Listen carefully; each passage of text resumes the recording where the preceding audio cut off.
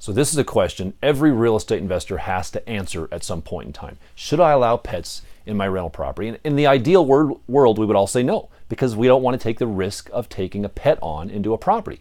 But let's take a step back and let's look at a couple aspects of pets to consider whether or not it's wise to take pets into our rental property. The first thing we need to know is this: 65%. 65% of all tenants come with pets. That means if you're going to say no pets across the board, you have just cut 65% of your potential renters market away from your property. You've cut them out. You're only dealing with 35% of the potential renters that are out there in the industry. That's a huge aspect. That's a big, large chunk of the population that you're going to say, I won't even consider you for renting my property. So what that means is it's going to take longer for you to rent your property. So that in and of itself would maybe say, gosh, maybe we really should consider allowing pets. Now, if we're going to do that, the question comes, well, what types of pets? We don't want to just say, bring your crazy pets and you're all welcome. We want to limit that. We want to have types of restrictions on pets and not allow anything. So dogs, typically the small to medium-sized dog and even large dogs at times, no problem. Cats, a little bit higher risk, but that's certainly doable from that standpoint.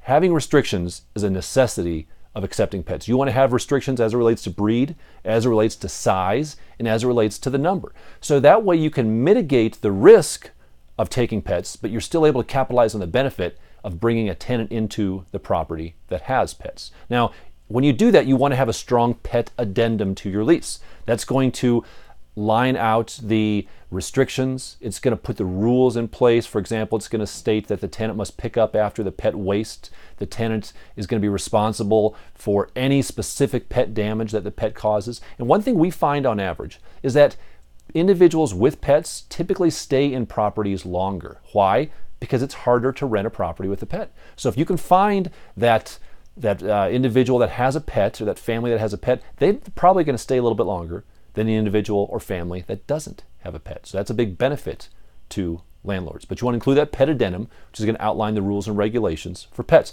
Fifth, pet deposit. Now, whether you call it a pet deposit or you just increase the amount of the deposit, we want to get some extra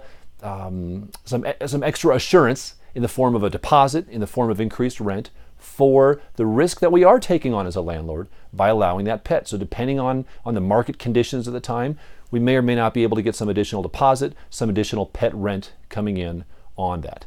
The last thing to be aware of is service animals. Now here's where it gets sticky, because service animals are a big deal right now. Now we're well trained and we're well versed and understand what you have to go through from the legal side of things from service animals, but you want to be very cautious, because if you're saying no pets across the board, you have the legal right to do that. However, if someone brings in a legal service animal, that is legally not a pet.